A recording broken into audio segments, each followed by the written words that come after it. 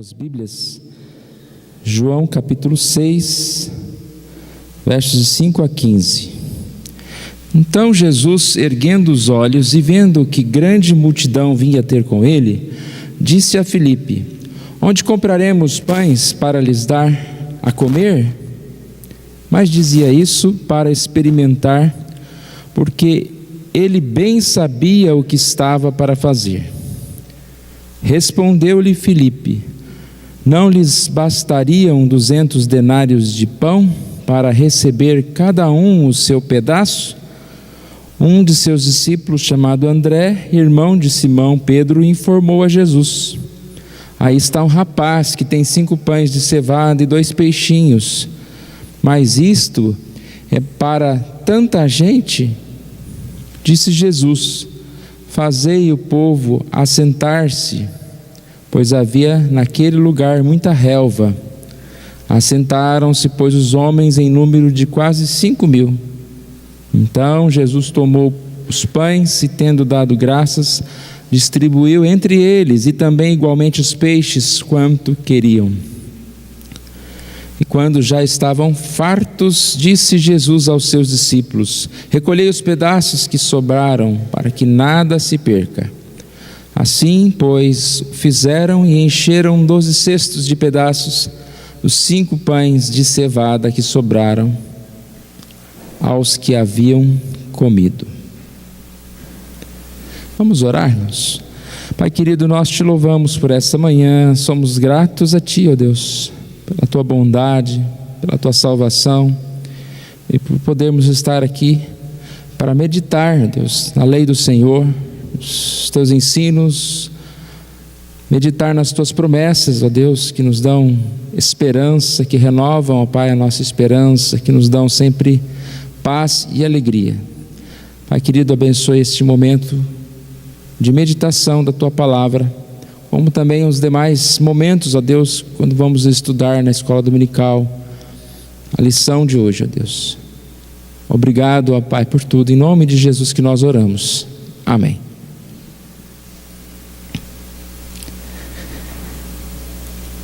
Interessante como nós encontramos na Bíblia a história de várias pessoas que são importantes, mas você não sabe o nome, você não sabe de que família eles vieram, você não sabe uma história posterior, né, o que aconteceu com eles. E uma dessas histórias é exatamente deste menino. Aqui diz, versículo 9: está aí um rapaz que tem 5 pães de cevada e 2 peixinhos. Nós não sabemos quem é esse rapaz, mas ele ficou bem conhecido. É o único milagre de Jesus que está nos 4 evangelhos, e é uma história muito importante, né? Neste milagre, Jesus está não só dando pão para aquelas pessoas, é mais do que uma refeição, né? Jesus está querendo mostrar para eles que Ele é o pão da vida, que o alimento pode vir, pode faltar, mas Ele é o pão que alimenta, que dá vida.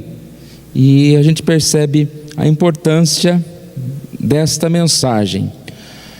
Eu queria destacar então apenas a questão desse rapaz, né? Vamos chamá-lo de menino aqui.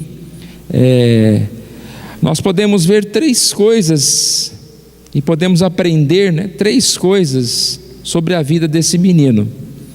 A primeira lição é que é um menino ou um rapaz que estava buscando conhecer Jesus. Isso é certo, né?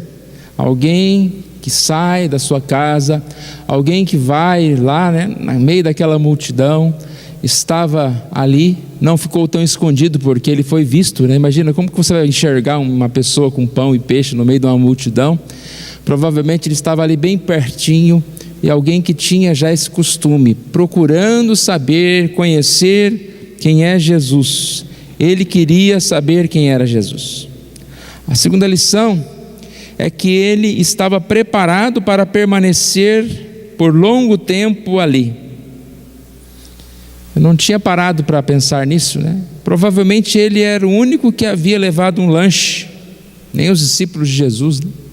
Tem um rapaz aí que tem 5 pães e 2 peixes. tem um rapaz aí, né? Então a gente percebe que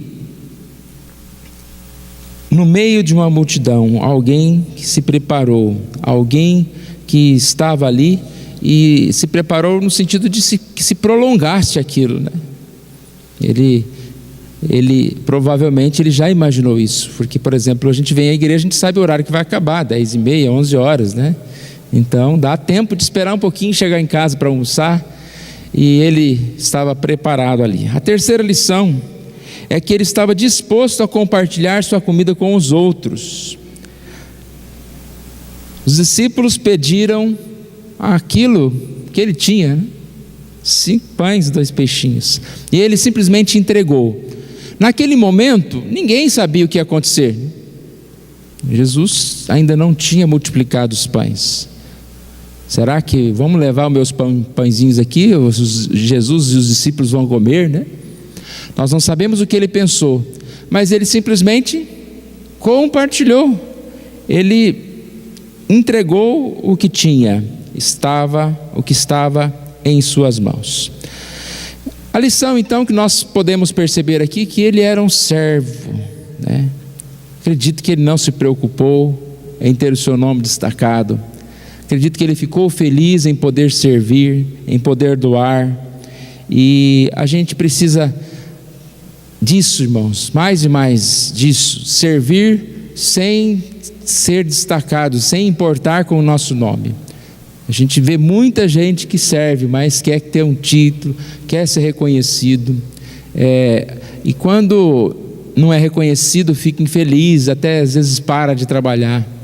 Outros buscam essa exposição através da demonstração, né? Que a gente tem várias formas aí de se demonstrar, e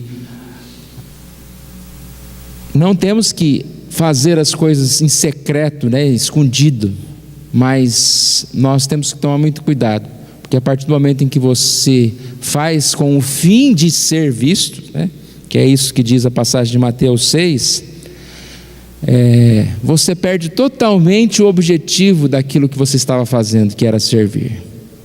E lá então, Mateus 6, capítulo 1, diz que tenham cuidado de não praticar as suas obras justas, a sua justiça diante dos homens, com o fim de ser vistos, ou para serem vistos pelos outros. Não está dizendo aqui, tenha cuidado de praticar as suas obras em público. Não, você tem que fazer as coisas em público. Como que você vai dar uma aula escondido? Como que você vai ensinar alguém, ajudar alguém de forma escondida? Mas tenha cuidado para que quando você fizer aquilo, você não faça com o fim de ser visto, de agradar os outros. Então a mensagem nesta manhã, irmãos, é que a gente realmente possa tomar cuidado com isso. O mundo está cada vez mais necessitando, né, de ser elogiado, de ser curtido, de ser visto, e que a gente não caia nessa, né, de buscar ser notado pelos homens, ser elogiados pelos homens, mas o nosso propósito maior seja agradar, seja servir a Deus. E a gente encontra aqui nessa passagem, né, uma coisa muito interessante, que é: o menino tinha pouco, 5.000 homens, vamos dizer 5.000 mulheres, 5.000 crianças, 10, 15.000 pessoas, não sabemos quantas. Ele tinha pouco, mas aquele pouco nas mãos de Jesus se multiplicou. E a gente tem que pensar assim, né? Eu sou um servo, eu tenho o quê, irmãos? Eu tenho pouco, eu não tenho quase nada, mas eu tenho que estar disposto a entregar, eu tenho que estar disposto a servir, e nas mãos de Deus aquilo vai se multiplicar, né? Então, o que nós fazemos, nós não podemos simplesmente parar, né? Ficar fechados, desistir, mas servir, e assim podemos crescer nas mãos de Deus, servindo a Deus. Então que Deus nos abençoe e que Deus nos fortaleça, estejamos prontos para servir a Deus. Vou orar mais uma vez. Obrigado, Senhor, pela Tua palavra. Obrigado, Senhor Deus, por essa manhã, que nós aqui tenhamos esse propósito de aprender, e ao sair daqui tenhamos o propósito de ensinar, de praticar aquilo que aprendemos, ó Deus. Obrigado por exemplos da Bíblia que nos mostram pessoas humildes, simples, que fizeram grandes coisas, ó Deus, mas continuaram no seu tempo, na sua humildade, continuaram, ó Pai, entendendo que a glória é do Senhor, que tudo é feito pelo Senhor. Nós somos instrumentos, ó Deus, que o Senhor usa a cada dia, e que o Senhor nos dê a paz, o desejo de abençoar outras pessoas, de servir ao Senhor. Nós oramos em nome de Jesus. Amém.